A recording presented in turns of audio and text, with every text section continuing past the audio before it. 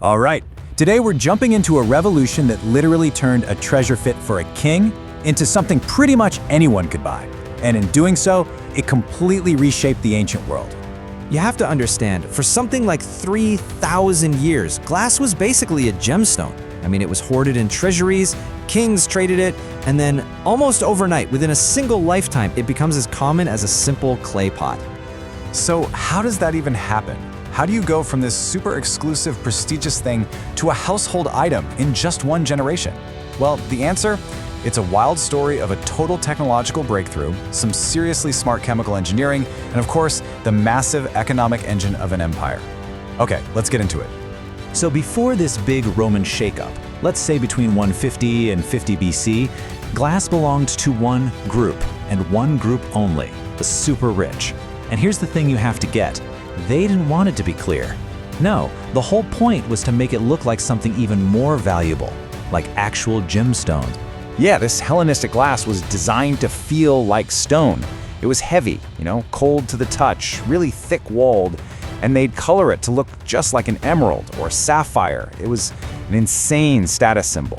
This wasn't about seeing through your cup, it was about showing off a chunk of jewel that was incredibly difficult and slow to make. And you might think, well, maybe the materials were rare, but nope, sand and salts were pretty cheap, actually. The real problem, the thing that kept glass so expensive, was the manufacturing process. It was just brutally slow, super risky, and took an incredible amount of work. Okay, so this process was called slumping. And really, it was like a slow, careful dance with gravity. An artisan would take a disc of glass, place it over a mold, and then heat it in a kiln just enough for it to slump down into shape. I mean, it was incredibly risky. One tiny mistake with the temperature, and the whole thing could just shatter. And get this, even when it finally came out of the kiln, the really hard work was just getting started. Yeah, what came out of that kiln was, well, it was ugly. It was a rough, cloudy piece of glass. To turn it into that luxury jewel, it had to be ground down and polished for days, sometimes for weeks, by hand. They were using the exact same tools and techniques that a jeweler would use on an actual ruby or emerald. This is what they mean by the tyranny of cold work. So here's the key takeaway, right? The actual materials were cheap. The value, almost all of it, like 85%, was tied up in the hundreds of hours of grinding and polishing. That put a hard cap on how cheap you could ever make it. Making cheap glass was it was impossible. The labor cost was always going to be massive. And then, it all changed. Sometime between 50 BC and 25 AD, some artisans in the Syro-Palestine region, many of them slaves or former slaves, came up with an invention that just blew the old way out of the water. We're talking about a genuine game changer, a technological singularity for its time. Right, so just to recap, the old way, casting, it was all about fighting the glass. You were slowly, painfully trying to shape it, and then you had to spend weeks grinding it into its final form. But the blowpipe? This was totally different. This was about mastering the glass. An artisan could just dip the pipe into molten glass, get a blob on the end, and with a puff of air shape a perfect vessel in minutes. Not weeks, minutes. Just like that, the tyranny of cold work was completely obliterated. Okay, look at this comparison. It's just staggering. The scale of this disruption is hard to even wrap your head around. Time per vessel goes from weeks to minutes. The labor cost just nosedives. And the final product? It's not heavy and opaque anymore. It's thin, it's light, and for the very first time, it's transparent. The entire economic model got turned completely upside down. But here's the thing, a brilliant invention is one thing. To really change the world, you need a way to scale it up. And this is where the Roman Empire steps in with its absolute genius for logistics and system building. They didn't just adopt an invention, they created an entire industrial recipe around it. What they did was basically create a standardized recipe. It was a masterpiece of chemical engineering for the time. They figured out the best silica sand came from certain rivers, the best flux, that's a chemical to lower the melting point, was natron salt from Egypt, and crucially, they added lime as a stabilizer so the glass wouldn't dissolve in water. The result? A perfectly consistent, high-quality glass you could produce anywhere in the empire. And we're not talking about little backyard workshops here. We're talking about massive, centralized furnaces in places like Egypt and the Levant. These things were cranking out huge chunks of raw glass, literally tons of it at a time. And then, in a classic Roman move, they created this colossal supply chain. They load all that raw glass onto ships and send it all across the Mediterranean. It would end up in secondary workshops in Gaul or Italy or Spain, where local glassblowers would just remelt it and turn it into finished goods. And the coolest part? We know this for a fact. Archaeologists have literally found what they call the ghostly cargoes of these ancient ships. Wrecks like the Capo Corso II have been discovered on the seafloor, perfectly preserved, with tons of raw glass still in the hold. It's an incredible, direct window into this ancient industrial machine. So, you put it all together, the blowpipe, the recipe, the supply chain, and the impact was just massive. Glass was no longer a jewel. It became, and this is a great way to think about it, the first true plastic of the ancient world. A material you could make into almost anything, super cheap and super fast. And just like that, everyone could own glass. I mean, think about it. By the time of Emperor Nero, the poorest laborer in Rome could afford a glass beaker. He could drink from something that was clean, that didn't taste like pottery, like his ancestors had for centuries. It was this quiet, little upgrade to the quality of life for millions of people. We even start to see the first signs of industrial branding. You have master glassblowers like a guy named Ennion of Sidon who started signing their pieces. And this wasn't like an artist signing a masterpiece. This was a mark of quality on a mass-produced item. Think of it like the swoosh on a Nike shoe today. It's incredible. So, okay, why are we talking about this? What's the big takeaway? Well, this whole story isn't just about cups and bowls. It's about a fundamental shift in how an entire society worked, how it made things, and how it consumed them. There's this quote that I think just nails it. The story of Roman glass is the story of how the empire learned to see. And it's so true, right? Because once glass was cheap and transparent, you could have windows. Think about how that changes architecture, how it changes daily life. People could literally see their world more clearly, from the wine in their cup to the street outside their home. This one innovation completely re-engineered the transparency of their world. You know, it's incredible how a single, really simple invention, we're talking about a tube and a puff of air, could completely turn an industry on its head, crash a market, and literally change daily life for an entire empire. Well, that's exactly what happened in ancient Rome. So let's get right into this amazing story. So here's the big question we're going to tackle. How on earth did glass, this material that was so rare and expensive it was basically just for royalty, suddenly become as cheap as a cup of wine? And not over centuries, but in the span of a single generation. The answer, it turns out, is an incredible invention, the glass blowpipe. All right, so before this big bang of innovation, the glass industry was, well, it was stuck. For hundreds of years, making glass was this super slow, incredibly expensive process. The final products were so precious that only the absolute wealthiest people could even dream of owning them. The old way of doing things was called casting. Just try to picture this. You pour this hot, gooey glass into a mold, you let it cool, and then you have to spend weeks, sometimes even months, grinding and polishing it down just to get one single bowl. It was so inefficient, so laborious, and you can bet it was ridiculously expensive. Now, what's really cool here is the fundamental shift in thinking this represents. The old way was all subtractive. You started with a big, solid chunk of glass and you carved it away. But the new way? It was expansive. You start with a small little gob and you inflate it. You make it bigger. This wasn't just a new tool, you see. It was a totally new way of thinking about the physics of making something. And this huge conceptual leap, it didn't happen in Rome or some other big capital. Nope. It happened around 50 BC, way out on the Syro-Palestinian coast in a place called Phoenicia. This was the epicenter of a full-blown technological earthquake. And this just shows you how brilliantly simple the new process was. I mean, look at it. You gather some hot glass on a pipe, you blow into it, and poof, you create a bubble. You can then shape this bubble into almost anything you want in just a matter of minutes. And the best part? The inside surface never touched anything but air, so it came out perfectly smooth and glossy every single time. No polishing needed. The advantages were just staggering. I mean, look at this comparison. It's night and day. Cast glass was rough, it took weeks to finish. Blown glass? It came out smooth, transparent, and already fire polished. The speed went from weeks per object to just a few minutes. A single team could now crank out hundreds of vessels in one shift. This was a total, absolute game changer. You know, sometimes timing is everything.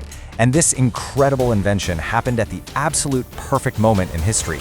Just as the blowpipe was being perfected in Phoenicia, Rome was expanding into Syria. This opened up a direct highway for this new tech to travel right to the heart of the empire. And this is such a critical point to understand.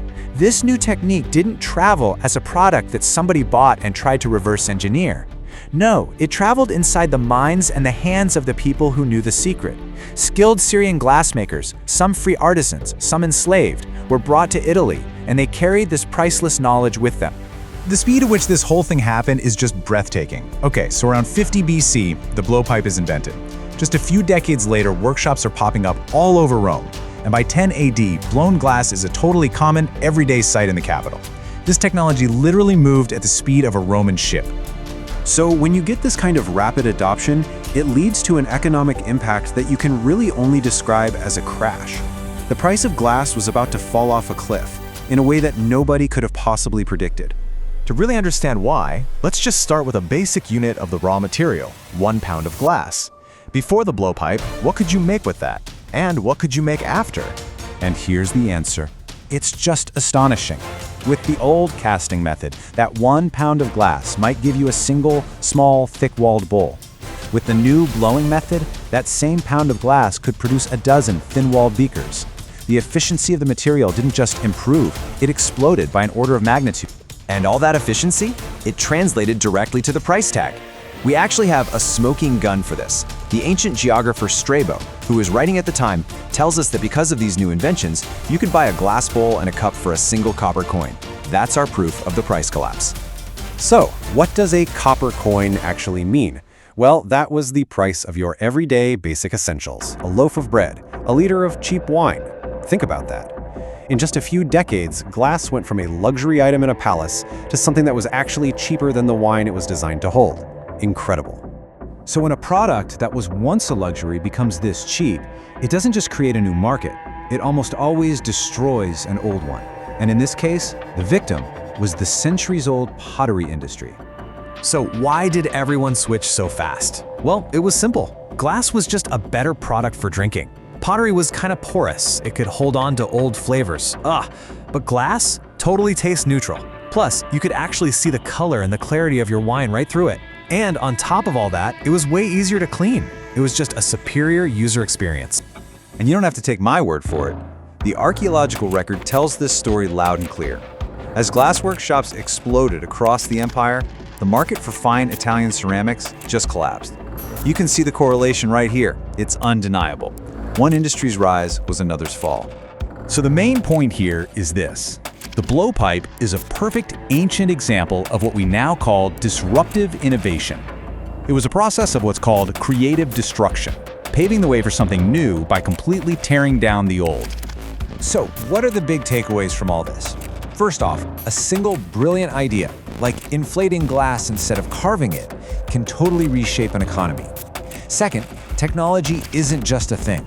It moves with people in their knowledge and skills.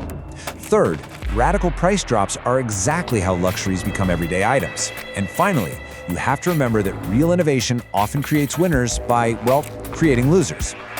So the question is, how did they pull it off? And what secrets does this ancient stuff hold about their world? That's exactly what we're here to figure out. All right, so the first piece of the puzzle isn't found in a workshop, but in the chemistry.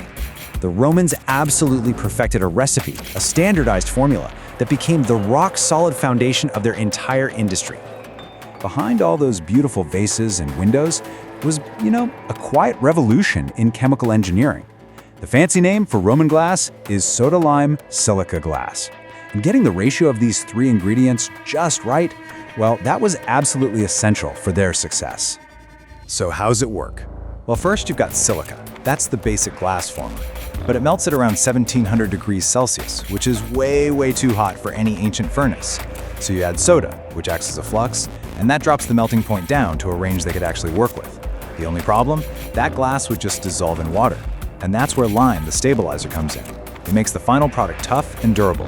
It's a really delicate balancing act. Now here's where the Romans were really clever. Their choice for that soda, the flux, was something special. While pretty much everyone else was using plant ash, which is just full of impurities, the Romans used natron. This is a naturally occurring mineral salt that they harvested from one single valley in Egypt, the Wadi el Natron. It was remarkably pure, and that purity allowed them to create what glassmakers called sweet glass. It was clean, clear, and incredibly predictable to work with. And this reliance on pure natron created what we now call the natron standard. The recipe was so consistent, so standardized, that today an archaeometrist can take a tiny shard of glass found anywhere from Britain to Bahrain, analyze its chemical signature, and know that's Roman. It's basically an imperial fingerprint locked right inside the glass itself. But the recipe? That was only half the story. The Romans had another trick up their sleeve, and this one wasn't about chemistry at all. It was about geology. Turns out, their source for silica wasn't just any old sand. The ancient writer Pliny the Elder actually tells us exactly where this special sand came from: the mouth of the Belus River on the coast of the Levant near modern-day Acre in Israel. For centuries, people thought, oh, that's a neat historical note, but modern analysis has proven him spectacularly right. So here's the kicker. Here's what made the sands of the Belus River so incredibly special. They weren't just pure silica. They were naturally mixed with crushed up marine shells, which provided the calcium carbonate, the lime. 2 of the 3 essential ingredients were already right there in the sand, and in almost the perfect ratio. I mean, this just perfectly illustrates the Roman advantage. Most other glass makers had to painstakingly measure and add their lime stabilizer. If you add too little, the glass dissolves. Too much, and it gets cloudy and crystallizes. The Romans, they didn't have to worry about it. They just had to use ballast sand. The geology of a single river was doing the complex chemistry for them, which ensured unbelievable consistency across the entire empire. Okay, so the Romans have their perfect recipe and this incredible geological cheat code. But that actually created a new challenge. You see, their glass wasn't perfectly clear, and for the Roman elite, that just wasn't going to fly. So this is the natural color of Roman glass, a light aqua, a kind of blue-green. It comes from tiny iron impurities in the sand. And look, this was totally fine for everyday jars and bottles. But the wealthy, they coveted glass that was perfectly clear, stuff that imitated super expensive carved rock crystal. So Roman artisans had to become chemists all over again. They mastered the art of the decolorizer. They figured out that by adding specific minerals into the molten glass, they could kick off a chemical reaction, a redox reaction. And what this did was change the chemical state of those iron impurities, from that visible blue-green to a nearly invisible pale yellow. To the naked eye, the glass looked perfectly colorless. I mean, this was incredibly sophisticated chemistry for the ancient world. And what's really interesting is that archaeologists have found that the Romans' choice of decolorizer actually changed over time. Up until about 70 AD, they mostly used a mineral called antimony. But after that, the entire industry shifts to manganese, which was sometimes called glassmaker's soap. Now, this shift was probably caused by changes in trade routes or maybe mines running out, but it creates these distinct chemical horizons that let us date glass fragments with amazing precision today. So, let's put it all together. When we look at that single piece of glass now, we're not just seeing an object. What we're really seeing is an entire imperial system at work. Think about it. A single shard of Roman glass tells a story of a massive state-level supply chain stretching thousands of miles to one valley in Egypt for its natron. It tells a story of a geological miracle from one specific river in the Levant. It reflects the demands of a wealthy elite who wanted perfect clarity, which drove these amazing innovations in chemistry. And it even records geopolitical shifts in trade routes through its changing mineral content. It's the whole shebang, an entire empire crystallized. So take a look at this cup. It's a pretty typical piece of Roman glassware. Now, if you had to guess where it was made, I mean, from scratch, from sand and all that, what would you say? You'd probably think, okay, a local workshop, right? Maybe a studio in a big city like Rome or Pompeii, because that's where the customers are. Makes sense. Well, that perfectly logical answer is actually wrong. The real story is so much bigger, and honestly, way more impressive.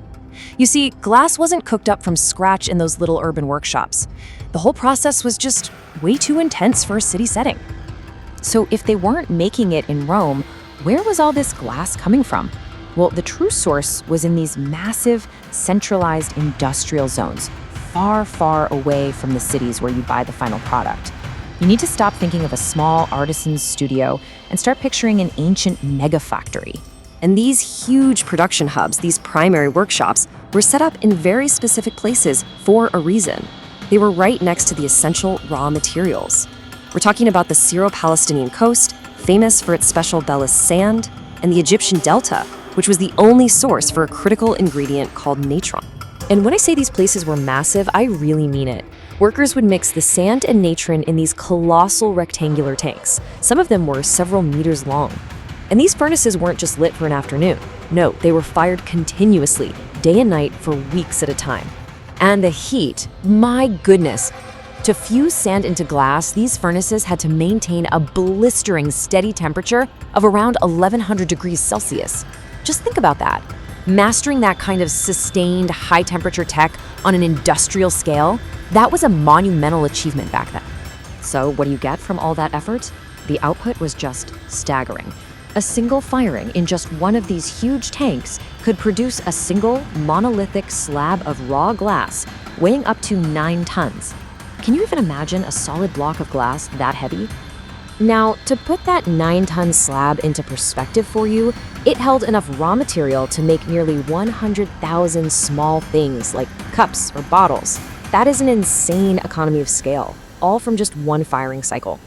Okay, so you've just created this gigantic slab of glass in the middle of nowhere. Now what? You've got to get it to the artisans all across the empire. But here's the clever part. They didn't ship fragile finished glassware, oh no. What they actually transported was something else entirely. So let's just run through that primary process real quick. You fuse the sand and natron, you fire it for weeks, you let the huge slab cool down, and then, and this is the wild part, workers would come in with sledgehammers and just smash the giant slab into smaller, more portable chunks. And that right there tells you what the real product of these factories was. The commodity being shipped all across the Mediterranean wasn't delicate cups or fancy jugs. It was what one source beautifully describes as inert blue-green rocks. Just rough, unworked chunks of raw glass. I mean, it's genius, right? These chunks were super easy and safe to transport. You just throw them into sacks, load them onto a ship, and send them off on the exact same trade routes that carried everyday stuff like wine, grain, and olive oil. Raw glass became just another standard industrial good. So eventually, those sacks of raw glass chunks would arrive at their destinations, those local consumer-facing workshops in cities all across the Roman Empire, from Rome and Aquileia all the way out to London and Cologne. And this is where we finally meet that artisan we were picturing at the beginning. These were secondary workshops. And here's the crucial difference. They did not make glass from sand. They remelted the pre-made glass chunks they bought from merchants, using much smaller, more manageable furnaces with crucibles. It was right here, in this secondary stage, where all the magic and the real artistry happened. An artisan could take those chunks, melt them down, and then add expensive stuff like cobalt to get a deep blue, or copper for a vibrant red. They could add opacifiers to make mosaic tiles, or, just blow the natural blue-green glass into all the everyday cups, jugs, and bottles that people need. So when you finally step back and look at the whole picture, you see the absolute genius of this model. It wasn't one single glass industry. It was really a tale of two completely separate but perfectly interconnected industries working together. Let's just break that down. On one hand, you have the primary production. It's centralized way out in the east, it's on a massive scale, super resource intensive, and its only job is to create the raw material. But on the other hand, you have secondary production. This is decentralized, spread all over the empire, it's small scale, and it's totally focused on artistry and creating that final product for you, the local customer. And this separation, this two-step process, is the real secret to why the Roman glass industry could expand so quickly and so far. Think about it. A glassblower in Roman Britain, or up in Germany, didn't need a reliable source of special Egyptian natron. Nope. They just needed to buy a sack of those raw glass chunks from the next merchant ship that pulled into port. I think this quote from our source material just sums it up perfectly. The complexity of the chemistry was contained in the Levant. The artistry of the form was exported to the world. It's just such an incredibly elegant solution to a massive logistical and technical problem. I mean, it sounds kind of crazy, doesn't it? How could something you could shatter in a second become the backbone of a huge trade network that stretched across the entire Mediterranean? It's a real puzzle, for sure. And here's the kicker. The answer isn't buried in some dusty old library or hidden in Roman ruins. No. To really understand this ancient glass empire, we've got to go somewhere else entirely, down to the bottom of the sea. That's where the clues have been waiting, perfectly preserved for almost 2,000 years. So these Roman shipwrecks, they're basically perfect little time capsules. Think about it. Written records, They can be biased, or maybe they just leave stuff out. But a shipwreck? That's a totally uncensored snapshot of a single moment. It's like a frozen cargo list that tells us exactly what was being shipped, where it started, and where it was headed. No filter. Okay, so our first big piece of evidence comes from this one particular shipwreck called the Capo Corso II. And get this wasn't just some merchant ship with a couple boxes of glass on board. No way. This was a dedicated glass freighter. And what they found inside? Well, it completely rewrites what we thought we knew about the size of this ancient industry. They found this thing 350 meters deep. That's more than 1,000 feet down, sitting on the seabed between Corsica and Italy. Just imagine trying to get to that. It was a massive undertaking, but boy was it worth it. And we know exactly when this ship went down. We're talking the late 1st or early 2nd century AD. This is the absolute peak of the Roman Empire, the age of emperors like Trajan and Hadrian. The empire was stable, it was wealthy, and that created the perfect storm for this kind of huge industrial-scale trade to just explode. So let's talk about the cargo itself, because this is where the story really unfolds. On the one hand, archaeologists found tons of these raw, chunky blocks of glass. The source material calls them the batteries of the industry, which is a great way to think about it. They're basically just stored energy ready to be melted down by other workshops. But then, right next to all that raw material were thousands of finished goods, beautiful cups, bowls, and bottles, all packed up and ready to be sold in a market. So what does having both of those things on one ship actually mean? Well, it tells us this supply chain was incredibly smart. This wasn't just a simple case of make glass here, sell it there. No, this was a whole complex system that was feeding the entire glass world, from the manufacturer all the way to you, the consumer, at your dinner table. And you can just trace this incredible journey. The ship probably set sail from a huge port in the east. We're talking modern-day Beirut or Sidon, already packed with both those raw glass batteries and the finished cups and bowls. Then it sailed thousands of kilometers across the Med, all the way to the rich markets in what we now call southern France and northern Italy. It was a one-stop shop, supplying everyone. There's this quote from one of the researchers that just nails it. It says, these workshops in the West were, quote, tethered to the motherland by a continuous maritime lifeline of raw material. That word, tethered, it's perfect. These workshops weren't independent at all. They completely relied on that constant stream of raw glass coming from the east. It really was their lifeline. But believe it or not, that's only half the story. There's another shipwreck, the Julia Felix, that adds this amazing and honestly super modern twist to the whole thing. It turns out the Romans weren't just masters of making stuff, they were absolute pros at recycling. And the scale here is just mind-blowing. In the cargo of this ship, they found a single barrel packed with, get this, 11,000 pieces of broken glass.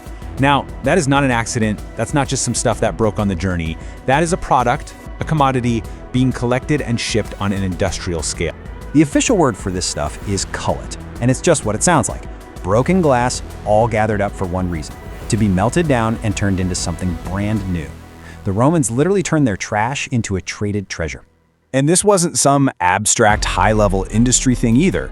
We actually have Roman poets, guys like Martial and Statius, writing about it. They describe these street peddlers wandering through the alleys of Rome, offering to trade little sulfur matches for your broken glasses. It was just part of everyday life. Okay, so here's the really crucial part. Finding a giant barrel of this stuff on a long-distance cargo ship proves this was way bigger than just a few local collectors. This was an organized, interregional trade. Broken glass was being collected, sorted, and shipped all over the place as a formal part of the economy. So, this all brings us to the final piece of the puzzle. Let's recap. We've got a huge trade in raw materials from the east, a booming market for new glassware in the west, and a massive recycling program shipping broken glass back. So, why? What was the engine driving this incredibly complex circular system? Well, the answer comes down to simple physics, really. It takes a massive amount of heat, which means a massive amount of fuel, like wood, to turn raw sand into glass for the first time. But melting down old, broken glass, that takes way less energy, way less heat, and way less fuel. The entire complex system was driven by something we worry about all the time today: saving energy and cutting fuel costs. So, there you have it. This wasn't just some little craft industry. It was a full-blown, sophisticated economy. You had complex supply chains crisscrossing the empire, you had large-scale recycling, and it was all driven by the bottom line: fuel efficiency. I mean, it's a shockingly modern picture of a globalized industry. All right, we're here to uncover the incredible story of the world's first celebrity artisan, a guy who turned his own name into a global brand way before anyone even knew what a global brand was. So our whole story kicks off with this one simple phrase, found, stamped on these absolutely gorgeous pieces of Roman glass. In both Latin and Greek, it's a bold declaration, Ennion made me. Now, this isn't just some humble signature, you know? It's a confident, almost defiant statement of quality and pride. And what's so wild is just how modern that feels. This is the central clue in our little historical detective story. Which of course brings us to the big question, right? In a world of totally anonymous craftsmen, where the people making things were almost never known, could one person's name really become a luxury brand, recognized across an entire empire? Well, to figure that out, we've got to understand the world he lived in, and more importantly, the technology that made him a star. Okay, so let's get into it. Who was this guy, Ennion? Well, he was a master glassmaker working in the early to mid-1st century AD. And while pretty much every other artisan back then was nameless, Ennion's work was so unique and so well marketed that his name became the brand. It was shorthand for luxury and for top-tier quality. But how on earth did he pull that off? Well, Ennion's fame wasn't just about his skill. It was rocket-fueled by a single revolutionary leap in technology. And this new invention didn't just change how glass was made, it totally changed what glass could be. And in doing so, it opened up the perfect opportunity for an entrepreneur like him to rise to the top. So, picture this. Before around 25 AD, all glass was free-blown, meaning it was shaped just by hand and by breath. But then, right around that time, boom, a new technique shows up, mold blowing. This was the moment. This single innovation created the perfect window for a savvy business person to step in and just completely take over the market. And that is exactly what Ennion did. And you can really see the massive leap forward right here. With free blowing on the left, every piece was unique, sure, but it was also kind of irregular and totally anonymous. But with mold blowing on the right, suddenly a glassmaker could pump out standardized shapes, add all this complex decoration, and, this is the most important part, add text. It was a total shift from simple craft to a product you could actually brand. This new tech was an absolute game changer for 3 big reasons. First, standardization. That meant a bottle held a guaranteed amount of liquid, which was a huge deal if you were selling expensive stuff like oils and perfumes. Second, decoration. It could suddenly get incredibly detailed. And third, the ability to add text. That opened the door for the most powerful marketing tool of all, a name.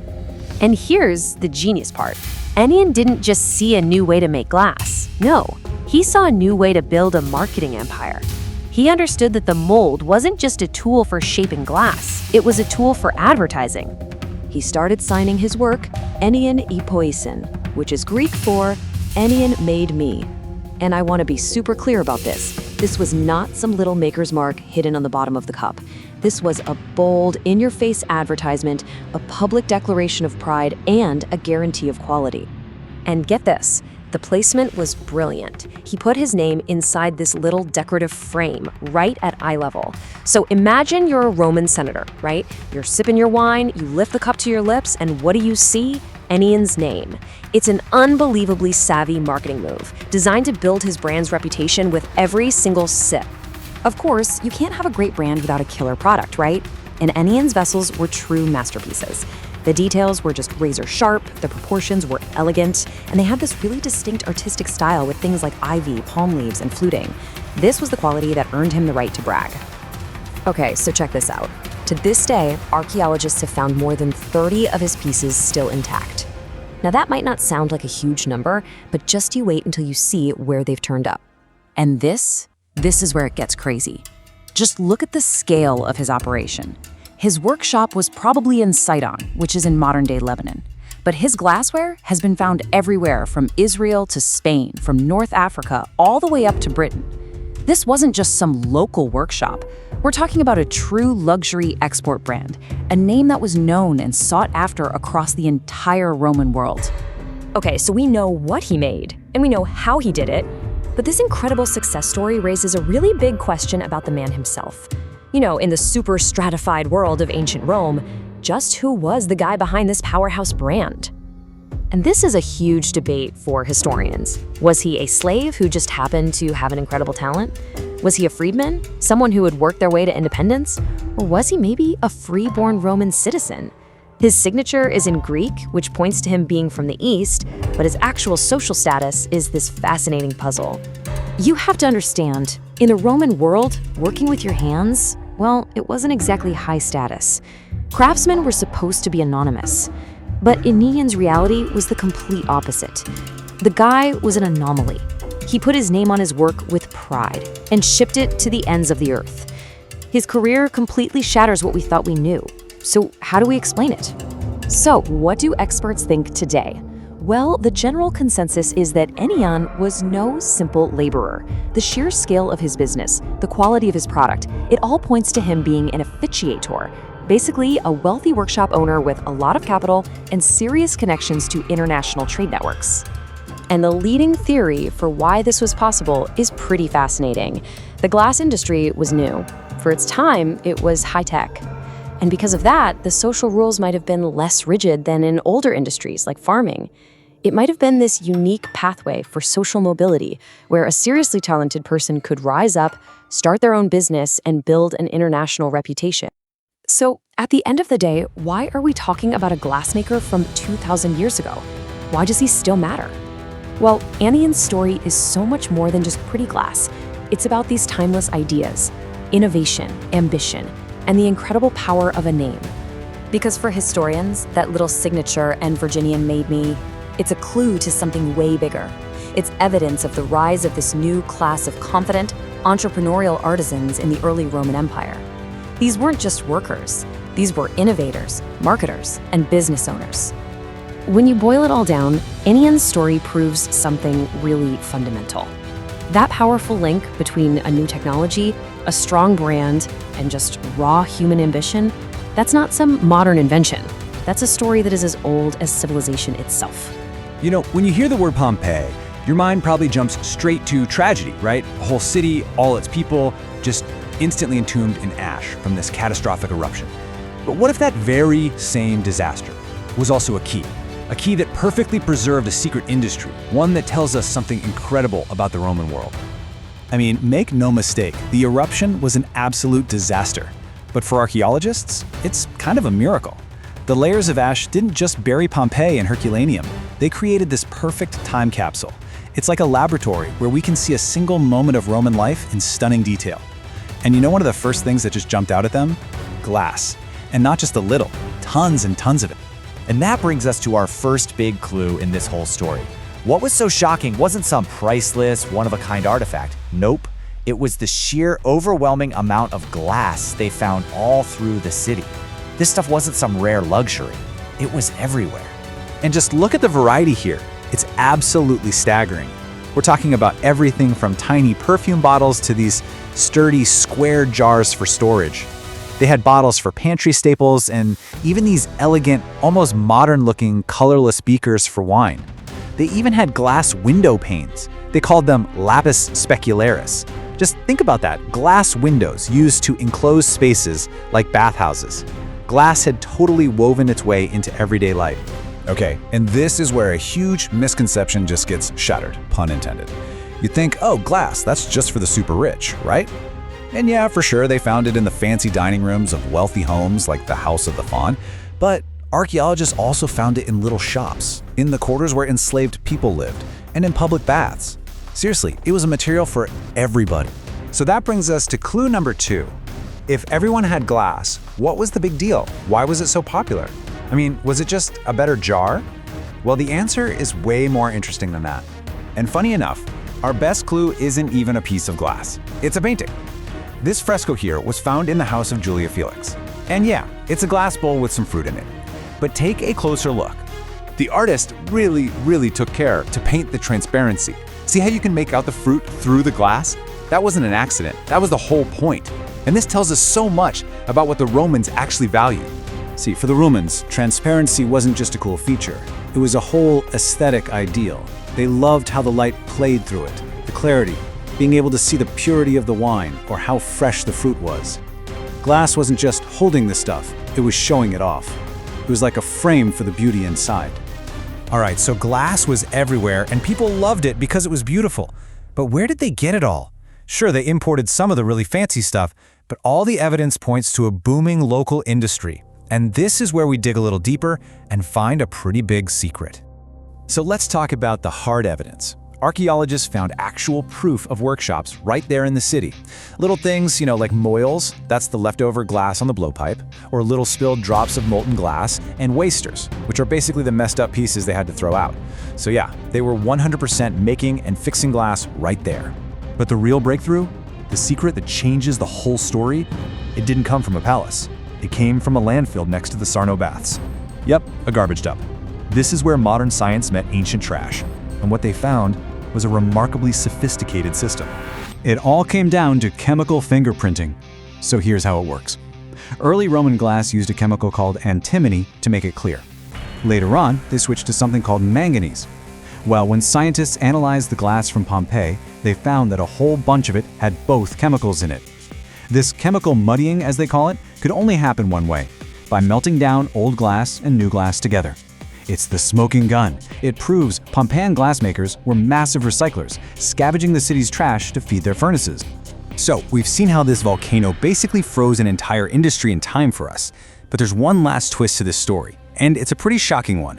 We're about to see how the volcano's terrifying power is connected in a really grim way to the art of making glass itself. Okay, so for this last piece of the puzzle, we're heading over to nearby Herculaneum. Inside a building there, the Collegium Augustaleum, scientists found something among the remains of the victims, something truly extraordinary and honestly pretty unsettling. Now, to really get what they found, you have to understand the insane power we're talking about here. The pyroclastic surge that hit Herculaneum, it was like an avalanche of superheated gas and ash. And the temperatures? Over 500 degrees Celsius. That's nearly 1,000 degrees Fahrenheit. Just try to imagine that. So when you have that kind of crazy heat, followed by really fast cooling, it can cause something called vitrification. That's just the sciencey term for turning something into glass. It's kind of like when lightning hits a sandy beach and creates those weird glass tubes. Same basic idea. And this is the discovery. The immense heat from the pyroclastic surge, followed by the rapid cooling as all the ash settled, it literally vitrified the brain tissue of one of the victims. It turned that soft, fatty material into a hard, black, glassy substance. It's unbelievable. And that brings us full circle to this really profound final connection. Think about it. A glassblower takes liquid sand, uses intense heat to shape it, and then cools it down fast to make it solid, to create a beautiful cup. Well, the volcano, in its absolute worst moment of destruction, basically acted like a giant natural furnace. It used the exact same physical process, extreme heat plus rapid cooling, to turn organic matter into glass. You've got these two opposite forces, right? Creation and destruction. And they're both using the exact same fundamental process. So, meet our two main characters. On the left, you've got this absolute masterpiece of controlled chaos, snake thread glass. It's a total riot of color and form, and it was designed to do one thing, dazzle you. And on the right, its complete opposite, the plain, unassuming Fontinus bottle. This thing was a triumph of industrial efficiency, built for one purpose. They seem like they're from different planets, but their story is actually intertwined, and it tells us something really profound about the Roman world. And that's the big mystery we're going to unravel today. How on earth did these two massive breakthroughs, one in super high-end art, the other in mass production, happen so far from the empire's traditional centers of power, like Italy or Egypt? The answer, it turns out, shows us where the real innovation was happening. To solve this puzzle, we've got to follow the trail of the glassmakers themselves. Because it turns out the entire center of gravity for this incredibly sophisticated industry was literally on the move. This timeline really charts the incredible journey of an entire industry. It all kicks off in the Mediterranean, right? The invention of glassblowing makes glass affordable for almost everyone. But then, everything changes. By the 2nd century, the master artisans, the vitriari, they start packing up and moving north. They're following the Roman legions because that's where the money was. And get this, by the 3rd century, the northern provinces of Gaul and the Rhine frontier, they aren't just little outposts anymore. They are the new epicenter of glass innovation. And let's be super clear about this. This wasn't just some bean counter's decision to save on shipping. No, this was a complete brain drain from the core of the empire out to the edges. All the talent, the tech, the creative fire, it all moved.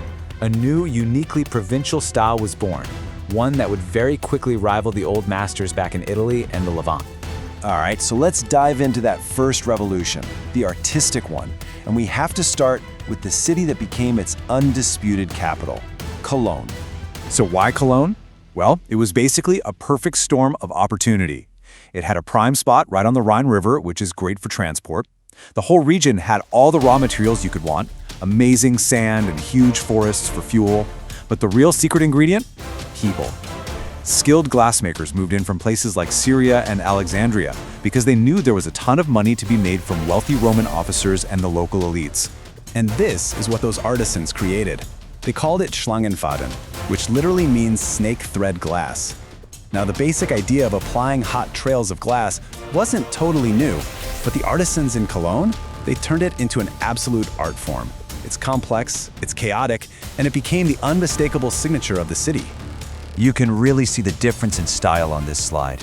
The traditional way of doing things back east was subtle, using one color to create a nice textural effect. But the new Rhinish style, it was the polar opposite. It was bold, it was loud, it was completely unapologetic. They went all in on using multiple high-contrast colors to make designs that practically jumped right off the glass. They even developed their own signature color palette. This combo of opaque yellow, translucent turquoise, and white or colorless glass is now known as the Cologne Triad. And this wasn't just about looking pretty, it was a visual brand. You saw these colors, you immediately knew you were looking at a top-quality piece from the Rhine. And they didn't stop there. They developed this very specific Z-shaped scroll that became so common, it was basically a regional logo. It was a stamp of origin, a hallmark that told any buyer anywhere that this piece came from one of the sophisticated workshops in Cologne. Okay, so that's the high art revolution. But at the exact same time, right next door in Gaul, a completely different revolution was underway. One that was all about pure industrial strength utility. Say hello to the Fontinus bottle. Now at first glance, yeah, it's just a simple container. But if you look closely at the base, you'll see something that was truly revolutionary for its time. A brand name molded right into the glass itself. So who or what was Fontinus? Well, the evidence is pretty clear that this wasn't just some guy's signature. The sheer number of these bottles and how far they traveled tells us that Fontinus was a major brand, a huge commercial operation that was working all across the northwestern provinces. The branding on this bottle was just incredibly clever. First, it was a totally standard container, which is perfect for exporting things like wine or oil. Second, that name acted like a trademark, a promise of quality for whatever you found inside. And third, we think it was also a certified unit of measurement, a sextarius, which is about a modern pint. I mean, that's branding, quality control, and certified measurement all in one little bottle. And just look at their reach. Archaeologists have found these bottles all over Britain, France, and Germany.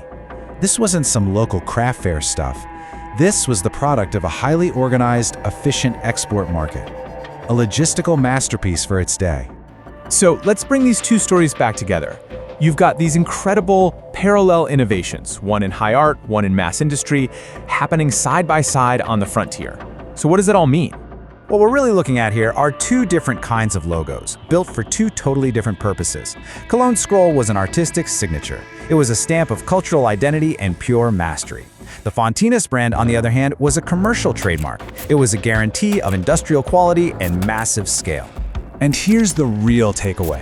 The fact that both of these things could exist, and not just exist, but thrive in the same region at the same time is the key. It's definitive proof that the northern provinces weren't just some backwater outposts anymore. They had developed an incredibly mature economy and a vibrant, independent culture that was all their own.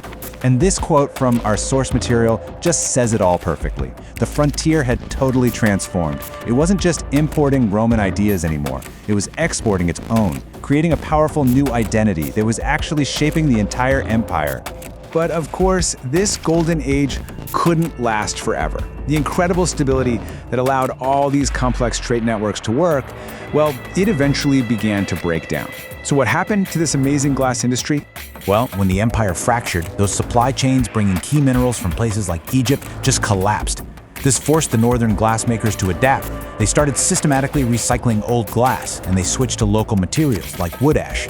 This created a whole new type of material called forest glass. It was the end of one era, for sure, but it was also the beginning of the next chapter in the story of glass. So here's a puzzle for you. How could the exact same civilization produce something as basic as a cardboard box and, at the same time, an object of impossible color-changing nanotechnology? Okay, let's just lay it all out. In one corner, you've got this rugged, mass-produced prismatic bottle. I mean, it's basically the cardboard box of its day. And in the other corner, you have the Lycurgus cup, a one-of-a-kind masterpiece that seems to just defy physics. They're both Roman glass, but they're worlds apart. So what is going on here? First, let's talk about the workhorse. You know, it's so easy to just glance at these bottles and think, oh, simple containers. But you'd be so wrong. These things were a revolutionary piece of tech that literally fueled the Roman economy. Their genius was hiding in plain sight. This quote really just nails it. You have to stop thinking of them as dusty museum pieces. Instead, picture the Amazon boxes that show up at your door. That's what these bottles were. They were the absolute backbone of a massive supply chain, moving everything you can imagine. Olive oil, medicine, wine, all across the empire. So why were they so brilliant? Well, it boils down to 3 key design choices.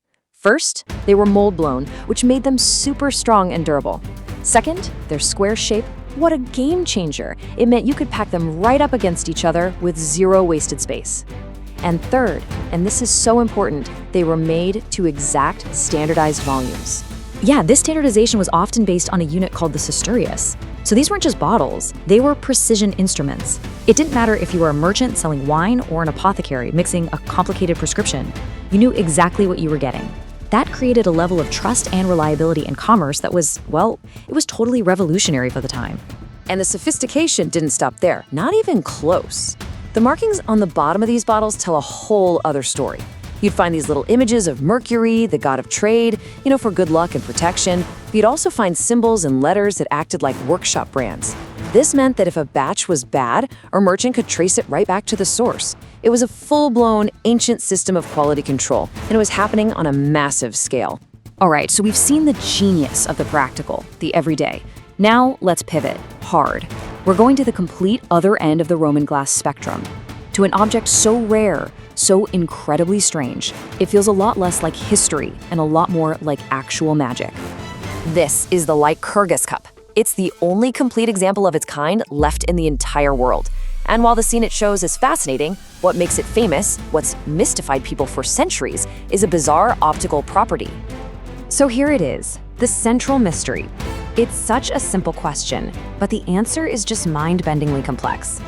How in the world is this even possible? Okay, so look, when you shine a light at the cup from the outside, this is what you see. It's a beautiful but kind of unassuming, opaque, shade green color. Pretty for sure, but nothing that seems impossible, right? But, and this is where everything changes. When you put a light inside the cup so it's shining through the glass, it totally transforms. It becomes this glowing, fiery, translucent red. It's an absolutely stunning change. So what is the secret behind this incredible effect? To understand this cup, we actually have to fast forward to our time and turn to modern science, because it's only very recently that we've been able to finally unravel the secrets that these Roman artisans somehow mastered nearly 2,000 years ago. The scientific term for this magic trick is dichroism. But, just giving it a fancy name doesn't explain how the Romans actually did it. The answer is something they could have never, ever understood in theory, but somehow they mastered it in practice. The secret ingredient is, and I am not kidding, nanotechnology. The Roman glassmakers had figured out how to infuse the glass with microscopic particles of metal. They were manipulating light on a scale that we've only recently learned how to control ourselves. It's incredible. The real secret is in the recipe, and it's so incredibly precise. We're talking parts per million. For every million parts of glass, there are only about 330 parts of silver and a mere 40 parts of gold. Just tiny, tiny amounts. And get this, it's not just the amount of metal that matters, it's the size of the particles. They are somewhere between 50 and 100 nanometers wide. That's thousands of times thinner than a single human hair. It's these unbelievably small particles that scatter light just right to make the green color. but absorb it in a way that lets the red pass through. They hit this perfect optical sweet spot. So, of course, this leads to the next huge question. I mean, the level of artistry and, frankly, scientific precision here is so high, it's really easy to picture some solitary genius, right? Some master craftsman toiling away for years in a secret workshop to create this one perfect object. Well, it turns out that whole romantic image is almost certainly wrong. Some recent, just groundbreaking research has completely flipped our understanding on its head, revealing a system that was way more organized and surprisingly modern. The big breakthrough came from historian Hallie Meredith, who found these tiny, almost invisible symbols carved onto hidden parts of these luxury cups. And here's the smoking gun. Identical marks were found on different cups in totally different museums. This was the proof. These weren't one-offs. They were products of organized workshops with teams of specialists all working together, like a production line for luxury goods. So let's put these two incredible stories back together. The mass-produced shipping container on one side, and the nanotech masterpiece on the other. What new picture of the past do they paint for us when we look at them side by side? This timeline really puts it all in perspective. Back in the 1st century, the Romans are perfecting logistics with their bottles.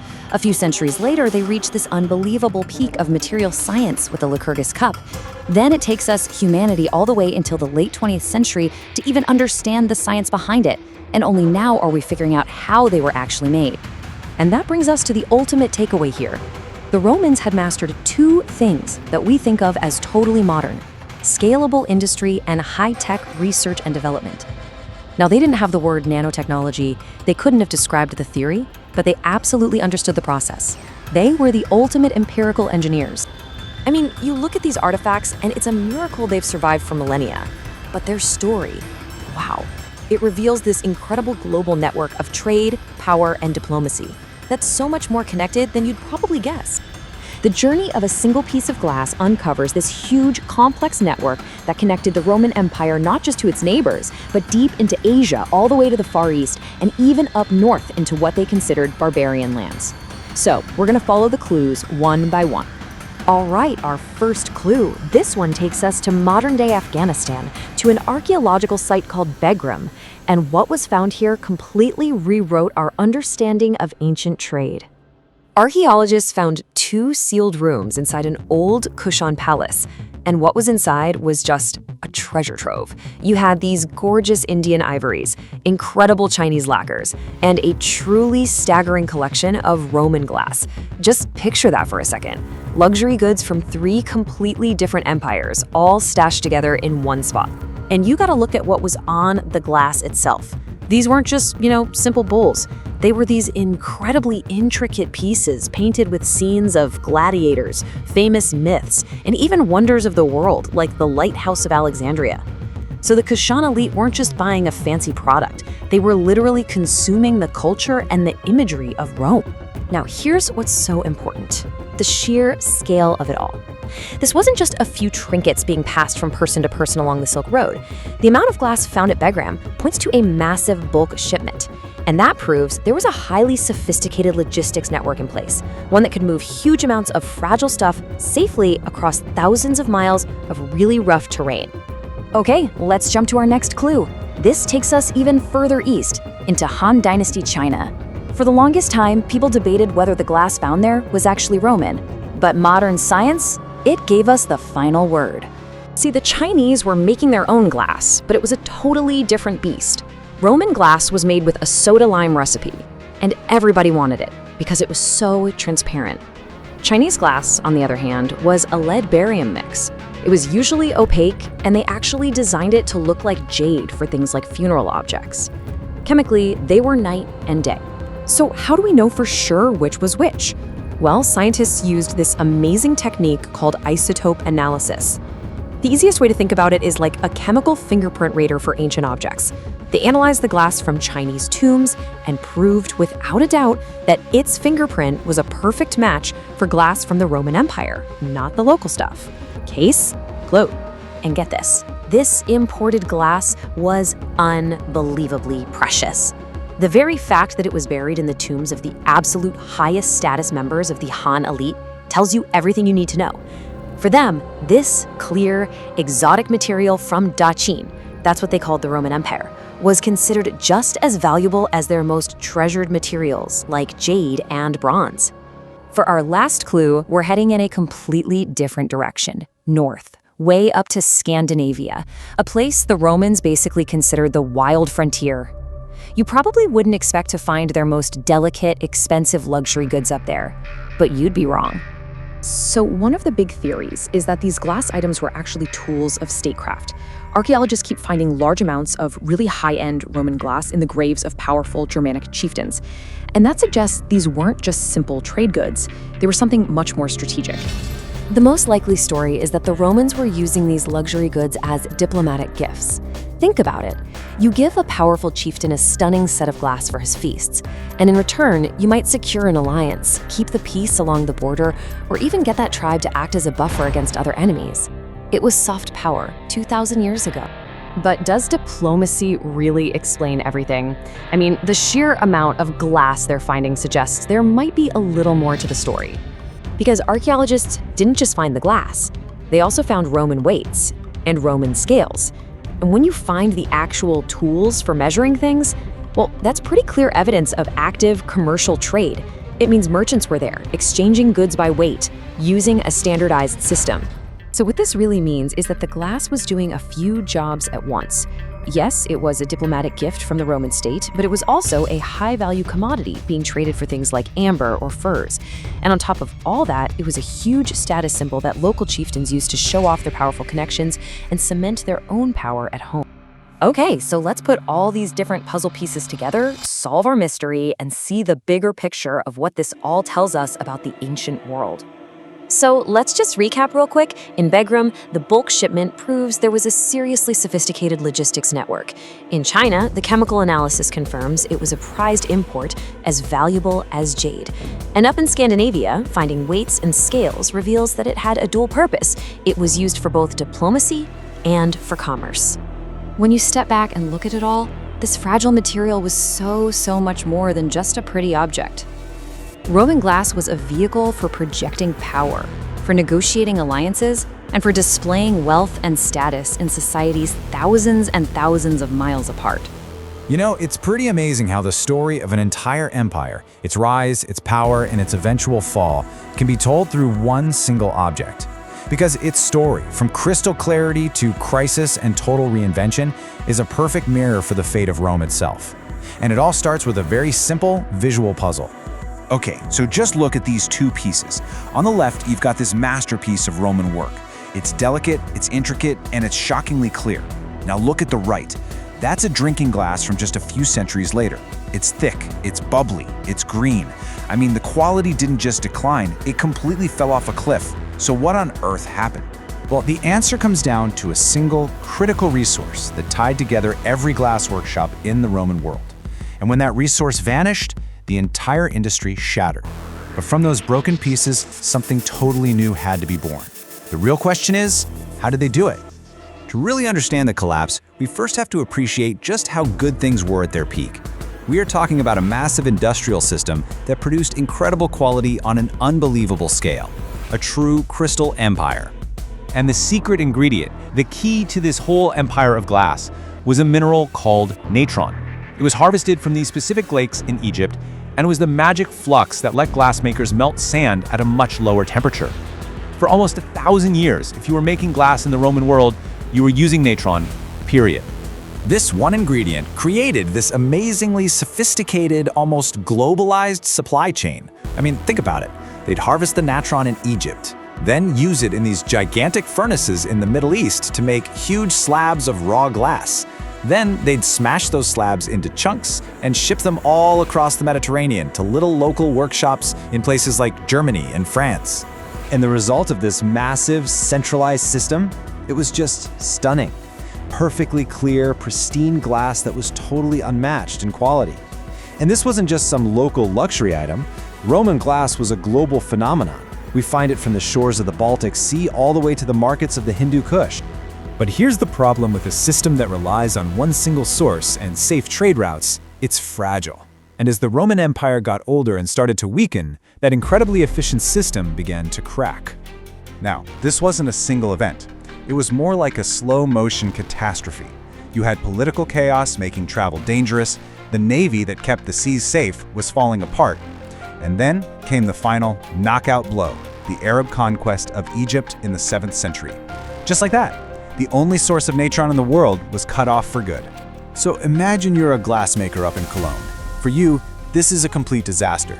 That reliable, just-in-time delivery of raw glass from the other side of the world, a system your family has relied on for generations. First, it gets unpredictable, and then it just stops. The tap was well and truly turned off. So what do you do when your primary raw material just disappears? You turn to the next best thing. You recycle. The Roman glass industry entered this age of desperate industrial-scale recycling. And we have incredible proof of this. On a Roman shipwreck from the 3rd century, archaeologists found what they call the smoking gun. This ship wasn't carrying expensive wine or grain. It was carrying what used to be trash, but had now become treasure. The wreck was loaded with 140 kilograms of cullet. That's the technical name for broken glass, and it was all carefully sorted by color. This proves it wasn't just some local effort. This was an organized industry, shipping this precious new raw material across the sea. We can actually see the recycling on a chemical level. The glass from this period is full of contaminants. You see, early Roman glass used a chemical called antimony to make it clear. Later, they switched to manganese. Well, in this recycling era, we find glass with both chemicals mixed together. It's undeniable proof they were just melting down old and new glass, and with every melt, the quality just got worse. This all led to the final gasp of the old system, a new kind of glass that archaeologists call HIMT. It stands for high iron, manganese, and titanium, which is basically a fancy way of saying it was made with impure sand to try and stretch out the dwindling supplies. It was defined by its kind of gross yellow-green color and all the bubbles and streaks. Honestly, the best way to think of HIMT glass is as the single-use plastic of the late Roman Empire. It was cheap, it was everywhere, and it was a clear signal that the system wasn't about pristine quality anymore. It was just about churning out product, quantity over the beautiful quality of the past. But as the old system was dying, a new one was being born, and not in the sands of Egypt, but in the deep forests of northern Europe. This was a complete chemical revolution. Instead of waiting for natron that was never going to come, glassmakers in Britain and Gaul turned to what they had around them: trees. They discovered that by burning woods like beech and oak, they could create ash that was rich in something called potash, a whole new kind of flux. The solution was right there in the forest the whole time. And what's fascinating is that recent science shows this wasn't an overnight switch. Researchers found a missing link glass, a type that has a chemical makeup halfway between the old and the new. It proves this massive technological shift was a slow, difficult evolution, born out of pure necessity, not some single eureka moment. The two types of glass were fundamentally different materials. Old natron glass was soft and workable for a long time, which let them make those delicate, clear designs. This new forest glass, made with potash, was a different beast entirely. It was stiffer, it cooled down faster, and because of all the impurities from the ash, it was naturally green or brown. The material itself demanded a whole new style. And this change in chemistry completely flipped the industry on its head. The huge, globalized Roman model, it collapsed. It was replaced by these small, mobile glass workshops that literally just moved through the forests of Europe, following their fuel source. The industry went from global to hyper-local in just a few generations. So when you put all these pieces together, you see the story of glass is so much more than just chemistry. It's not civilization. It really is a shattered mirror reflecting a world that was changing forever. The parallel here is just undeniable. The Roman Empire went from a centralized system to a supply chain crisis to finally fragmenting into local kingdoms. The glass industry followed the exact same path, from the centralized natron system to a recycling crisis, and finally to the fragmented local craft of forest glass. It's a perfect microcosm of the whole empire's story. But here's the amazing part. This story of collapse is also a story of legacy. The knowledge wasn't completely lost. That chemistry of Roman glassmaking, adapted and transformed, became the technological foundation for one of the greatest art forms of the next age, the magnificent stained glass of medieval cathedrals. So, it leaves us with a pretty big question, doesn't it? Roman objects were a perfect reflection of their interconnected world. When that world fell apart, their objects changed to reflect that too. So what do our things, our phones, our cars, our clothes, what do they say about the global supply chains and the potential fragilities of our own time?